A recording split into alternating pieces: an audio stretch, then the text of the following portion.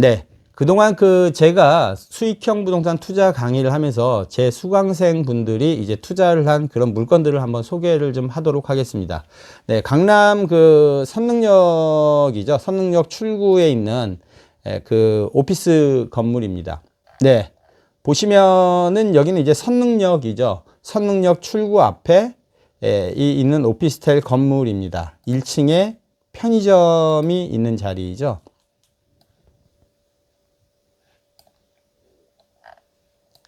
네, 요 자리를 이제 경매로 받아들인 물건입니다.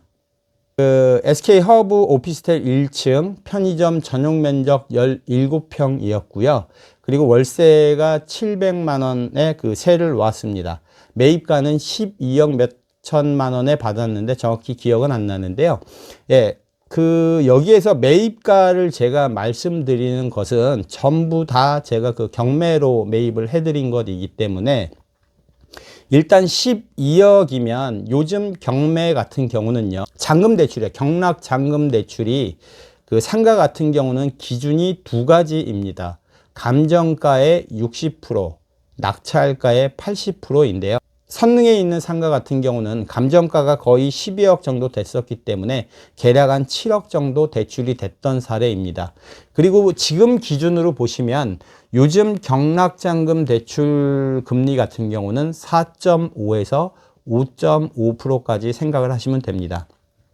거의 한 5% 수준이면 다 대출을 받으실 수가 있어요.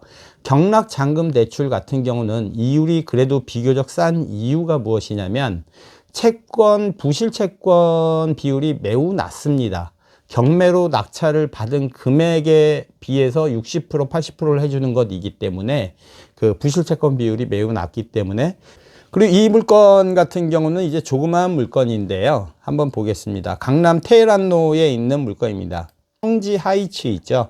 성지 하이츠에 있는 지하 상가를 제가 경매를 받아들인 것이고요.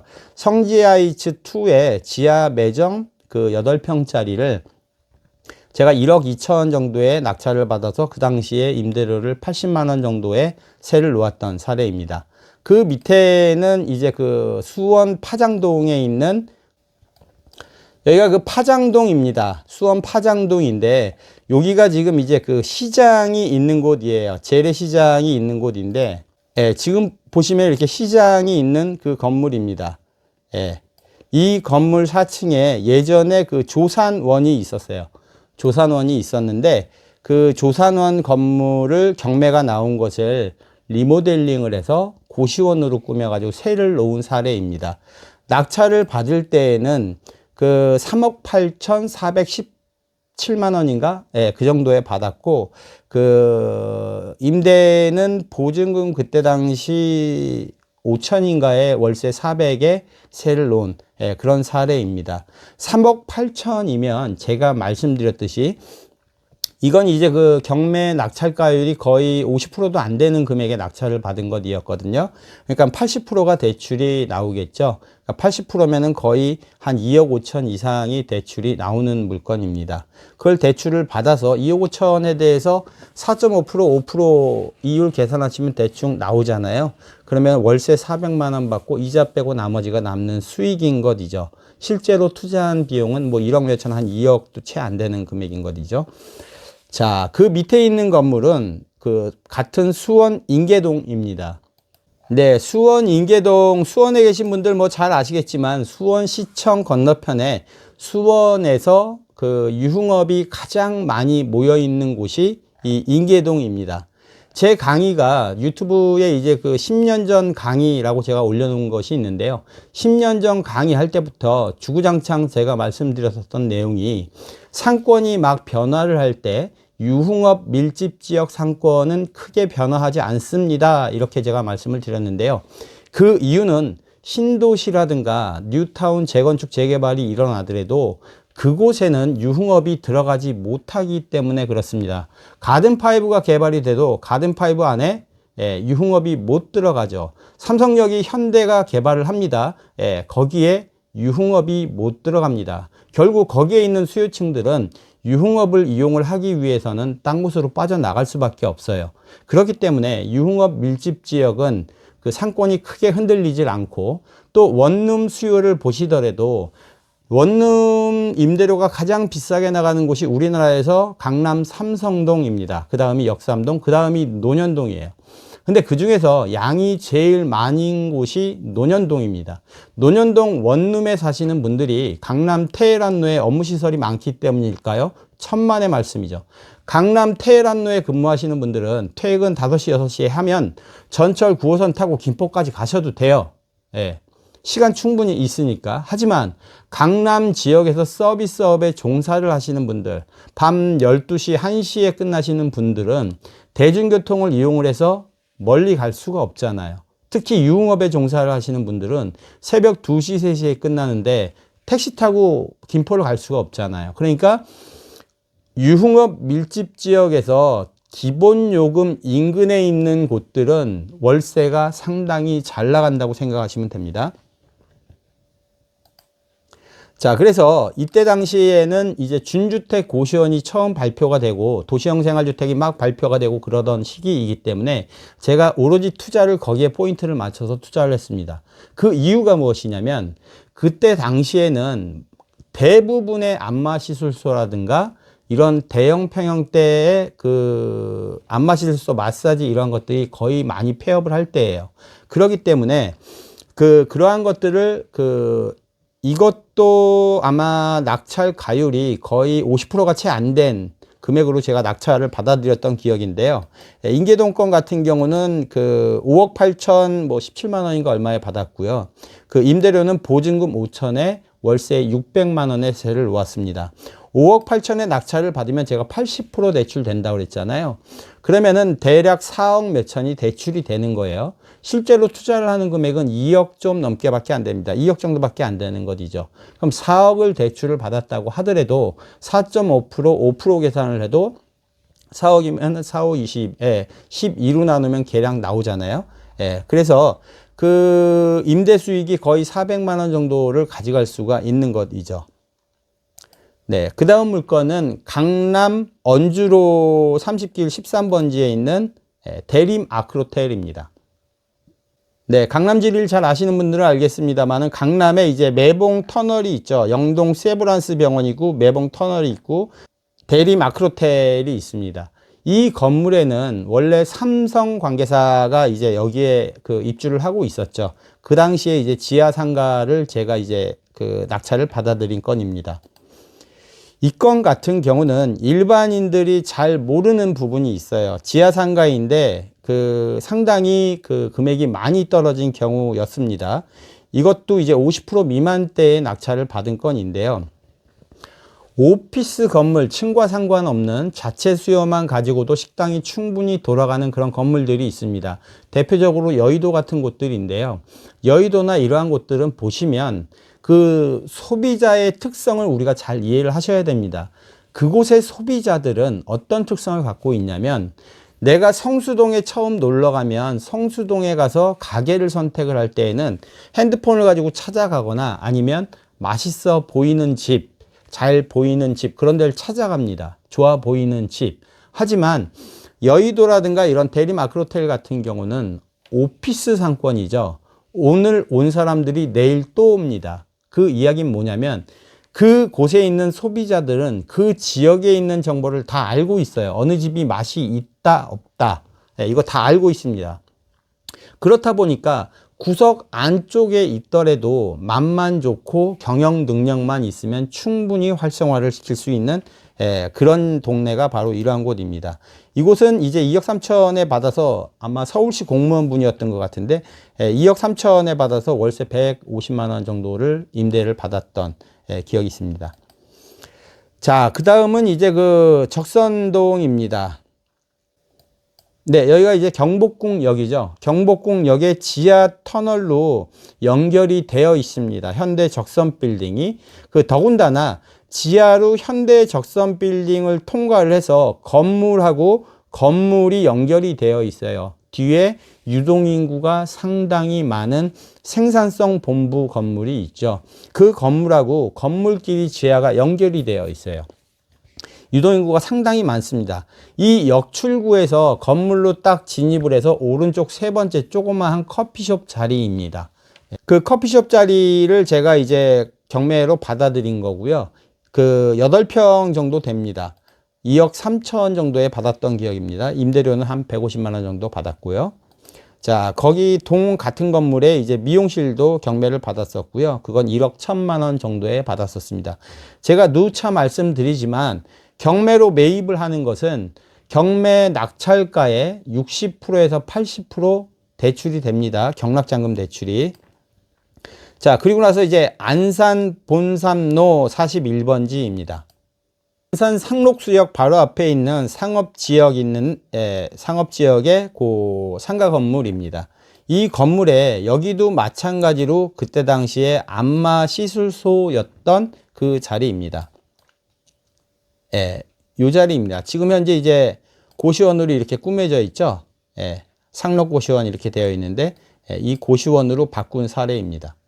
전용 면적 180평입니다. 180평 중에 이제 150평밖에 안 되기 때문에 150평 고시원으로 하고 나머지는 30평은 사무실 용도로 지금 사용을 하고 계신데, 고시원이 이제 그 방 임대료 나가는 게 보통 1,400만 원 정도 전체 다 나갔을 때 거의 80% 90% 정도 나가는데, 그 정도 나갔을 때가 1,400만 원 정도 임대 수익이 발생을 하고 있습니다.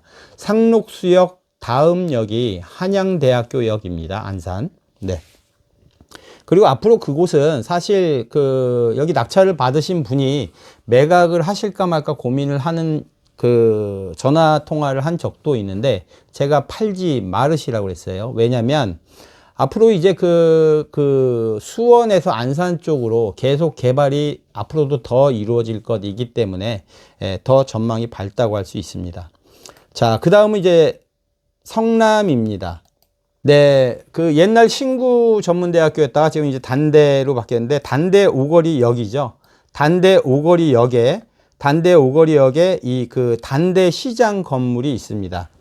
이 건물의 4층인데요. 사진으로 보니까는 조금 이상하던데, 이 건물입니다. 이 건물. 요 자리가 옛날에 병원이었습니다. 병원이었다가 폐업한 거를 이제 경매로 받은 것이고요. 이거는 옛날에 그 카페베네인가 그랬었어요. 1층에. 카페베네가 서브웨이로 바뀌었다는 건 아마 임대료가 더 오른 경우입니다. 더 많이 지불을 할 수 있는 업종이에요. 서브웨이가. 그래서 여기가 출구이고, 이 상가 같은 경우는 8억 4천 몇십만 원에 받았는데, 요거를 8억 비어있는 상가, 그 사람들이 이게 이제 전용 면적이 대략 몇 평이었더라? 전용 면적이 대략 한 300평 가까이 됐습니다. 270평인가 그랬는데, 이걸 갖다가 일반인 입장에서는 낙찰을 받을 때 상당히 위험하죠. 왜냐면 전용 면적이 270평이면 그 관리비가 평당 10,000원이라고 해도 270만 원입니다. 자, 그리고 8억 4천에 받았으니까 대출을 뭐 최대한 받으면 7억 받겠지만, 7억 받으면 이자가 또 얼마겠어요? 너무 부담스럽죠. 저는 이 많은 상가들을 낙찰을 받았지만, 제가 이걸 낙찰을 받으면서 임대차 계획이 없는 경우는 한 번도 없습니다. 이걸 낙찰을 받을 때에도 마찬가지로 아까 보신 사진에서 보시면 알겠지만, 그 병원 옆에가 헬스클럽입니다. 그래서 그 헬스클럽에 제가 임대료를 그때 당시 700만 원의 임대를 놔드렸던 기억이 있습니다. 그렇죠? 특히 여기가 매력이 있었던 이유가, 제가 무조건 들어가야 되겠다라고 생각을 했었던 이유가 뭐냐면, 이 단대시장 건물이, 여러분들 재래시장 건물은 만약 리모델링을 하게 되면, 재건축을 하게 되면 용적률이 400%입니다. 준주거 지역하고 똑같아요. 용적률이 400%라는 건 개발이익이 그만큼 많다라는 것이죠. 거기에 대지 지분이 98평입니다. 단대 오거리역 앞에, 횡단보도 앞에 있는 건물 땅 98평 지분입니다. 8억 4천에 매입했습니다. 여러분, 이 땅이 평당 얼마 갈까요? 4천이요? 4천 이상 충분히 가겠죠. 역출구 앞이니까요. 5천도 아마 넘지 않을까 싶어요. 예. 자, 그리고 그 다음은 이제 안양입니다. 평촌역에 있는 것인데요. 이거 모 대기업의 이제 임원으로 은퇴를 하신 분입니다. 평촌 같은 경우는 이제 메인 상권이 이 범계역이죠. 범계역이고 평촌역 같은 경우는 이제 막 살아나고 있는 중이고 범계역에 이제 백화점입니다. 백화점 앞에 횡단보도 앞에 있는 이 세븐일레븐, 지금 세븐일레븐이 있죠. 네, 요거요. 예. 요거 제가 경매로 받아들인 겁니다. 예, 물론 그분이 매각을 하셨어요. 경매로 받으셨다가 돈 조금 더 받고 이렇게 바로 매각을 하셨습니다. 그래서 이 평촌역 앞에 있는 것도 12억 3천만 원인가 얼마에 받아들였어요. 그때 당시.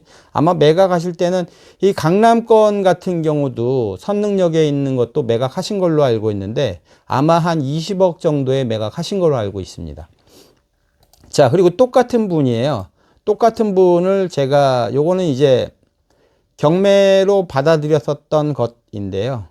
네, 선릉역에 투자를 했던 분을 선릉역 1층 사드렸더니 이제 좋다고 하셔서 하나 더 받아달라고 해서 또 받아들인 것입니다. 당정역입니다. 이 당정역 같은 경우는 여러분들이 잘 아실지 모르겠습니다만 1호선에 새로 생긴 역이에요. 예, 이렇게 그 군포역이 있고 그 다음에 멀찌감치 역이 있었는데 중간중간에 역이 생깁니다. 그러면 이 군포역을 이용을 하는 사람들이 당정역으로 빠지고 그 다음 역으로 빠지고 빠져갈 거 아니겠어요. 이 중간에 역이 없었을 때에는 이 사람들이 모두 군포역으로 갔겠죠. 군포역으로 가던 사람들이 뿔뿔이 흩어지게 되겠죠. 그럼 군포역은 어떻게 됐을까요? 네, 어려워집니다.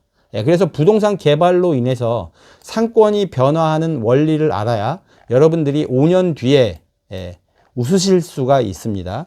네, 그래서 이 건물을 한번 보시면 네, 이 건물입니다. 예, 지금 현재는 교촌으로 되어 있고 위에 이렇게 스터디 카페 이런 형태로 되어 있는데요. 요게 롯데리아 입구였어요. 1층 입구. 2층으로 연결되어 있는 아마 전용 면적이 그때 당시 90평 가까이 됐던 걸로 알고 있습니다. 여기 롯데리아 사장님은 이 도로변 쪽으로 나가셨어요. 예, 1층 40평짜리로. 예. 이 동네에 계신 분들은 다 아실 거예요. 자, 그렇습니다. 그래서 여러분들이 상가를 경매로 하실 때 창업을 하시는 분들 특히 가게를 얻어서 창업을 하시나 상가를 경매로 받아서 창업을 하시나 사실 투자를 하실 때에는 제가 당부를 좀 드리고 싶은 게 너무 서두르시면 안 됩니다. 그래서 그 시간 지금 이제 이렇게 경매를 받아들인 사례들을 쭉 말씀을 드렸는데 아마 제일 빨리 받아들인 게 거의 4개월, 5개월 정도 되는 것 같아요. 저한테 그냥 아예 믿고 맡기셨는데도 4개월, 5개월 정도 걸립니다. 제 성에 안 차면 저는 권해드리지 않아요.